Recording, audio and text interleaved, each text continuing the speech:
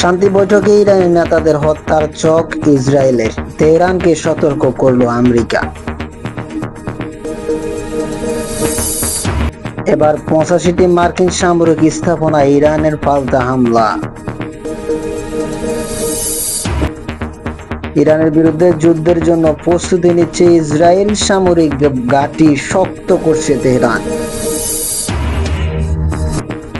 Iran ট্রাম্পকে হত্যা করার পরিকল্পনা করছে, যুক্তরাষ্ট্রকে জানালেন ইসরায়েলি গোয়েন্দা। অন্যদিকে দীর্ঘ 20 বছর পর ফিলিস্তিনে নির্বাচনের ঘোষণা।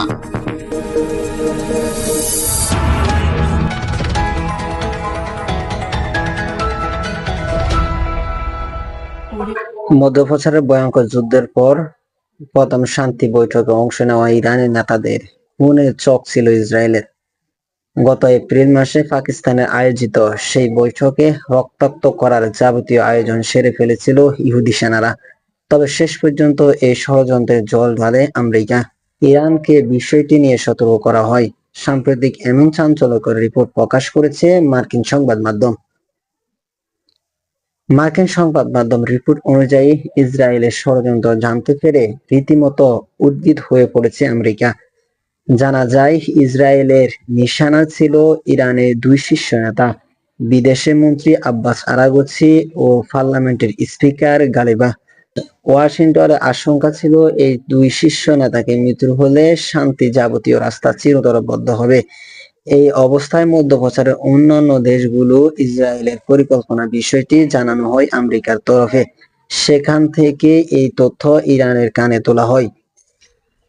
28 ফেব্রুয়ারি ইরানের সর্বোচ্চ নেতা আয়াতুল্লাহ খামেনি হত্যার মাধ্যমে শুরু হয়েছিল ইরান, আমেরিকা ও ইসরায়েলের যুদ্ধ। এরপর থেকে 1.5 মাস ইরান জুড়ে একের পর এক শীর্ষ নেতাদের যৌথভাবে খতম করছে ইসরায়েল ও আমেরিকা।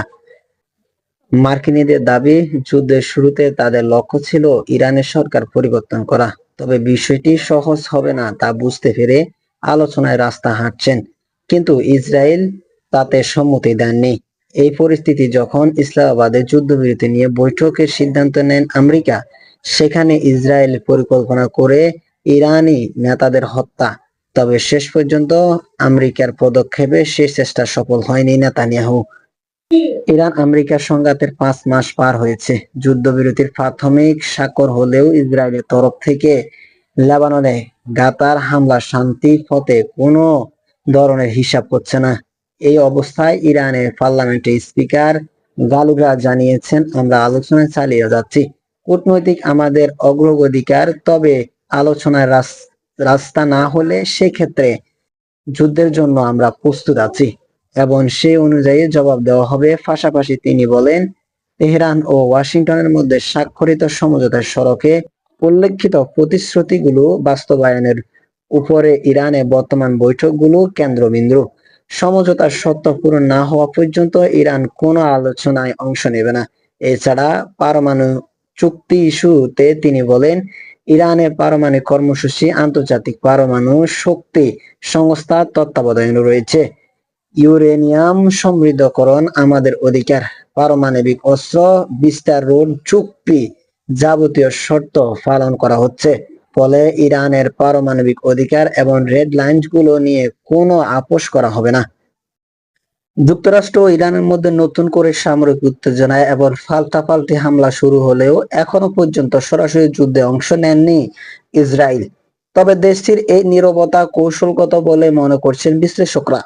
কারণ পর্দার আড়ালে ইসরায়েল প্রতিরক্ষা বা ইসরায়েলি বাহিনী সম্ভবত পূর্ণাঙ্গ যুদ্ধের জন্য সর্বোচ্চ প্রস্তুতি গ্রহণ করেছে। ইসরায়েলি গণমাধ্যমের খবরে বলা হয়েছে, ওয়াশিংটন ও তেহরানের মধ্যে সংঘাত বাড়তে থাকা বুধবার রাতে প্রধানমন্ত্রী বেনিয়ামিন নেতানিয়াহু এবং প্রতিরক্ষা মন্ত্রী ইসরায়েলের কাট্ শীর্ষ সামরিক কর্মকর্তাদের সঙ্গে জরুরি নিরাপত্তা বৈঠক করেছেন। নিরাপত্তা সূত্রে বরাত দিয়ে টাইমস অফ ইসরায়েল জানিয়েছে, বৈঠকে আইডিকে যুদ্ধ বিমানগুলো তাৎক্ষণিক উপযোগী অবস্থায় রাখতে গোয়েন্দা সংস্থাগুলোকে ইরানের সম্ভাব্য লক্ষ্যবস্তু তালিকা হালনাগাদ করতে এবং মার্কিন বাহিনীর সঙ্গে সাবক্ষণিক সমঝোতা বজায় রাখার নির্দেশ দেওয়া হয়েছে। পরিস্থিতি হঠাৎ ইসরায়েলের দিকে মন নিলেও দ্রুত প্রক্রিয়া জানান এসব প্রস্তুতি নেওয়া হচ্ছে। প্রতিবেদনে বলা হয়, এপ্রিলের শুরুতে যুদ্ধবিরতির পর যুক্তরাষ্ট্র অঞ্চল থেকে আকাশপথে জ্বালানি সরবরাহে বিমান সরিয়ে নিলেও সাম্প্রতিক উত্তেজনার মধ্যে সেগুলো আবার মোতায়েন করা হয়েছে। এর কয়েকদিন আগ থেকে বেনগুলি বিমানবন্দরে অবস্থান করেছিল। তেল আবিবের এক সামরিক মুখপাত্র জানিয়েছে, ইসরায়েলি সেনাবাহিনী সর্বোচ্চ সতর্ক অবস্থায় রয়েছে এবং সরকারের নির্দেশ পেলেই ইরানের বিরুদ্ধে মার্কিন বাহিনীর সঙ্গে যৌথ অভিযানে অংশ নিতে প্রস্তুত। তিনি আরো বলেন, ইসরায়েল ইতিমধ্যে ওয়াশিংটনকে জানিয়েছে আইডিএফ একটি সশস্ত্র অভিযানের পরিকল্পনা করছে, যা মার্কিন বাহিনীর উপর নির্ভরশীল নয়।